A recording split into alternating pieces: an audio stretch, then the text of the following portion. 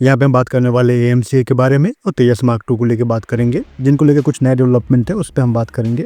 तो इन दोनों के ज़्यादातर जो पार्ट है वो बनाए जा चुके हैं, LRU है वो बनाए जा चुके हैं। लास्ट मंथ ही 15 अगस्त के टाइम पे कई सारे जो LRU हैं वो ADA ने सामने रखे थे डिस्प्ले पे मीडिया के लिए। तो जो तेजस मार्क 2 है और MK मार्क 1 है दोनों इंटरलिंक है। ज़्यादातर जो इंटरनल कॉम्पोनेंट है वो सेम है, कुछ जो सेंसर्स है और LRU है उनकी शेपिंग अलग की गई है ताकि वो AMCA के सरफेस पे लगाया जा सके। तो उनकी जो शेपिंग है वो स्पेशल शेपिंग की गई है।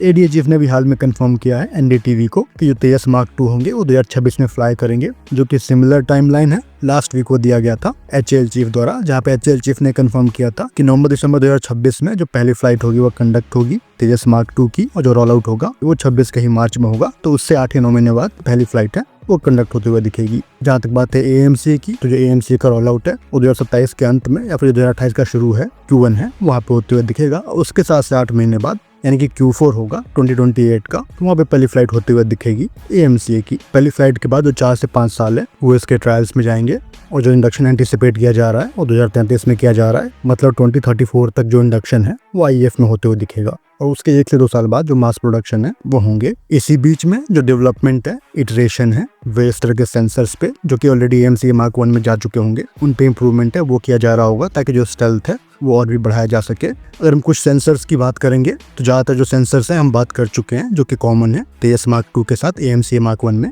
एक जो नया प्रोडक्ट है वो इसका सरफेस मटेरियल है वो देखने को मिला है। तो ये कार्बन कंपोजिट के सरफेस मटेरियल है, इनको AMCA के शेप में ढाला गया है। तो इसको लेके कुछ सवाल थे। बेसिकली यहाँ पे शेपिंग की गई है स्टेल्थ की, जहाँ पे जो कार्बन कंपोजिट है उसकी एक लेयर बिछाकर बीच में जो RM पेंट है, RM कोट है, रेडार ऑब्जर्वेंट मटेरियल की कोटिंग है वो की गई है, और फिर जो सेकंड लेयर है उस तरह के यहाँ पे मल्टी लेयर दिए गए हैं।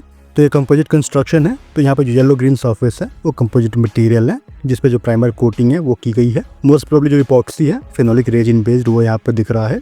जो कार्बन फाइबर है मैट्रिक्स वो बटन में यहाँ पे दिख रहा है। मतलब जो सरफेस है वो कार्बन फाइबर जो रीइंफोर्स्ड पॉलीमर है सिमिलर मटेरियल दिख रहा है ताकि जो वेट है लाइट वेट रखा जा सके और जो स्ट्रेंथ है वो मेंटेन किया जा सके। स्टेल्थ को बनाने के लिए जो RM पेंट है डार्कर शेड में आपको दिख रहा है डॉट एरिया में, तो वो RM कोट है, या फिर आप कह सकते हो जो कंडक्टिव मैश इंटीग्रेशन है वो हो सकता है। तो यहाँ पर जो नैनो मटेरियल है उसका भी इस्तेमाल हुआ है जिससे कि जो कोटिंग है वो मल्टी लेयर रखी जा सके। तो पहली बार जो सरफेस है वो बनाया जा रहा है, इसके ऊपर जो ट्रायल है वो कंडक्ट किए जाएंगे और किस तरह का जो RCS है वो ये देता है वो देखा जाएगा। उसी की वजह से जो सरफेस मटेरियल है वो इंटैक्ट रहे। यहाँ पे जो फास्टनर है, फ्लश रिवेट है वो दिख रहे हैं, और यहाँ पे गौर से देखेंगे तो जो टॉलरेंस है उसको टाइट रखा गया है जिससे कि जो स्टेल्थ कैरेक्टर है वो मेंटेन किया जा सके।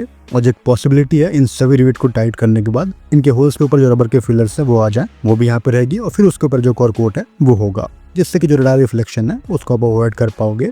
तो ये सरफेस टेस्टिंग सेटअप है, स्पेशली बनाया गया है ब्रॉडबैंड स्टेल्थ के लिए। मतलब जो डिटेक्ट करने की क्षमता है XL और S बैंड में वो कम रहेगी। हालांकि L बैंड में जो फ्लक्चुएशन है वो जरूर होंगे, लेकिन आप इन सबको प्लान करके चलते हो। अगर हम थर्मल स्ट्रक्चर की बात करते हैं, यहाँ पे जो कंपोजिट मटेरियल है वो हाई टेम्परेचर को झेल पाएंगे, टेम्परेचर ग्रेडियंट को, स्पेशली जो इंजन के अराउंड होंगे या फिर इंटेक के अराउंड होंगे, तो वहाँ पे जो टेम्परेचर होंगे वो हाई होंगे तो उनको ये झेल रहे होंगे, और जो ओवरऑल वेट रिडक्शन है वो भी ये करेंगे। तो यहाँ पे जो प्योरली सरफेस है वो मार्क 1 के लिए, MK मार्क 1 के लिए, जहाँ पे आपको फास्टनर है वो दिख रहे हैं। इसको भी आप कम करना चाहोगे, बहुत सारे अदर मेथड भी हैं, लेकिन सभी मेथड के साथ कुछ न कुछ जो ट्रेड ऑफ है वो आएगा।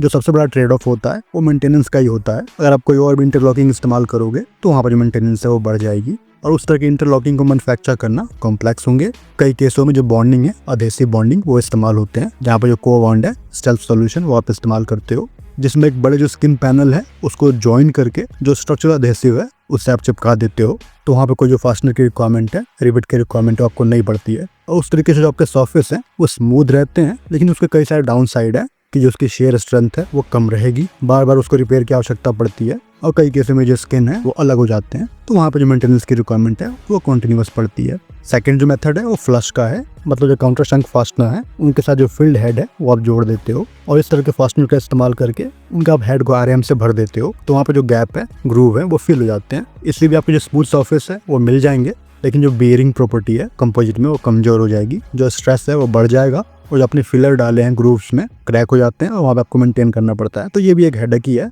यहीं पे कई और सारे जो मेथड है, जैसे कि जो ब्लाइंड रिमूवल फास्टनर है वो भी इस्तेमाल होते हैं RM टेप के साथ, जहाँ पे जो RM की टेपिंग है वो आप इन फास्टनर के ऊपर कर देते हो, और जो सरफेस है वो स्मूथ हो जाता है।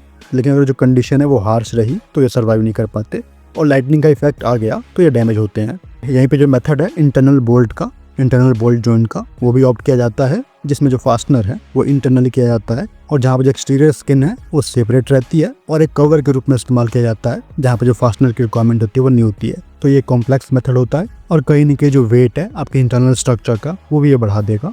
यहीं पे जो मेथड है जेड पिन का, स्टिचेज का, वो भी कई जगह इस्तेमाल होते हैं। कई सारे मॉडर्न फाइटर में वो इस्तेमाल हो रहे हैं। यहाँ पे मैकेनिकल स्टिचिंग है वो आप करते हो, लेकिन ये भी एक कॉम्प्लेक्स मेथड है और कई केस में जो साइट है जहाँ पे अटैचमेंट हो रहा है वो डैमेज हो जाते हैं। जो डवटेल है आरएम की फीलिंग के साथ, वो भी एक मेथड है जहाँ पे जो सॉ टूथ सीमिंग है वो इस्तेमाल होते हैं और ये भी काफी जगह इस्तेमाल हो रहे हैं यूएस के एयरक्राफ्ट में, जहाँ पे जो सेरेटेड पैटर्न है, स्टेप्ड पैटर्न वो दिया गया होता है और दो सरफेस को इंटरलॉक करके जो आरएम कोट है उससे फिलअप कर देते हो। तो यहाँ पे भी मेंटेनेंस की रिक्वायरमेंट है वो ज़्यादा होती है और जो कॉम्प्लेक्स टूल की रिक्वायरमेंट है वो पड़ती है। तो कई सारे जो कंस्ट्रेन है वो इस तरह के जॉइंट में आएंगे, जैसे कि जो लोड है और फटीग है वो आपको एयरक्राफ्ट के लिए किस तरह का चाहिए, कैसा आपने डिजाइन किया है, जो इंस्पेक्शन है, मेंटेनेंस है वो कितना फ्रिक्वेंट आप कर सकते हो, उस पॉइंट ऑफ व्यू से भी आप डिजाइन करते हो। थर्मल परफॉर्मेंस है वो किस तरह से रहती है, हीट डिसिपेशन किस तरह से रहता है, वो पॉइंट भी आप देखते हो। और जो कॉस्ट का फैक्टर है, वेट का फैक्टर है वो तो रहेगा ही। अगर हम बात करते हैं F-22 की, F-35 की या फिर J-20 की, तो यहाँ पर जो एक मिक्स है वो इस्तेमाल होते हैं, जहाँ पर जो लार्ज कंपोजिट है, बड़े स्किन है या फिर जो बॉन्डेड जॉइंट है वो फ्लश फास्टनर का इस्तेमाल करते हैं और उनके ऊपर जो आरएम टेप है, कवर है वो लग जाता है। तो ये जो फास्टनर होते हैं ये सर्विसेबल होंगे। तो जो हाइब्रिड पैटर्न है आजकल वही चल रहे हैं। मोस्ट प्रोबेबली जो AMC होगा वो भी हाइब्रिड मेथड का इस्तेमाल करने वाले हैं। F-35 में जो काउंटर शंक है, जो हमने सेकंड पॉइंट पे बात किया था, काउंटर शंक फ्लश, वो वहाँ पे इस्तेमाल हो रहे हैं। और जो सीलिंग है उन सभी के हेड की वो आरएम कोटिंग से हो जाती है। तो जब ये जो कोट है वो हटेंगे, आपका जो RCS है वो बढ़ेगा, मतलब जो RCS है वो स्पाइक करेगा। जो स्किन है F-35 में वो कई जगह पे बॉन्डेड रखे गए हैं, जैसे कि जो मेजर फ्यूसलाज विंग हो गए वहाँ पे जो इस तरह का अरेंजमेंट है वो चुना गया है। तो ऐसे एरिया जिनसे जो रडार का रिफ्लेक्शन है वो ज़्यादा पड़ता हो तो वहाँ पे जो स्मूथनेस है आप चुन सकते हो, और जो मास्क एरिया है वहाँ पे जो फास्टनर है वो इस्तेमाल हो सकते हैं। तो वो सारी चीज़ें देखनी पड़ेंगी। अब यहाँ पे AMC के लिए जो सरफेस है वो तैयारी किए जा रहे हैं, इन सब पे जो टेस्ट है वो कंडक्ट होंगे और जो अप्रोप्रिएट होगा वो इस्तेमाल होगा। हालांकि जिस तरह के सरफेस दिख रहा है ऐसे ही जो सरफेस है अभी चीन भी इस्तेमाल कर रहा है। चाइना के J-20 पे और J-35 पे सिमिलर ही जो अटैचमेंट है वो दिखे हैं। इसके अलावा भी कई सारे जो सेंसर्स हैं जो कि तेजस मार्क 2 के लिए थे वो AMC में जाएंगे और AMC के लिए जो वाइड एरिया डिस्प्ले है वो बना लिए गए हैं। सभी एंटेना बन चुके हैं, DFCC बन चुका है, ज़्यादातर जो एक्चुएटर्स हैं वो बन चुके हैं, ज़्यादातर जो LRU हैं वो सभी बन चुके हैं। अब यहाँ पे इसके फ्रेम को मैन्युफैक्चर करके ये सभी फिट करना है। तब यहाँ पे जो एंटिसिपेशन है इस टाइमलाइन का 2027 का रोल आउट का वो देखा जा रहा है, जो कि पॉसिबल लग रहा है। होपफुली जो टाइमलाइन है वो अचीव होता हुआ दिखेगा। फिलहाल इस वीडियो में इतना ही। जय हिंद।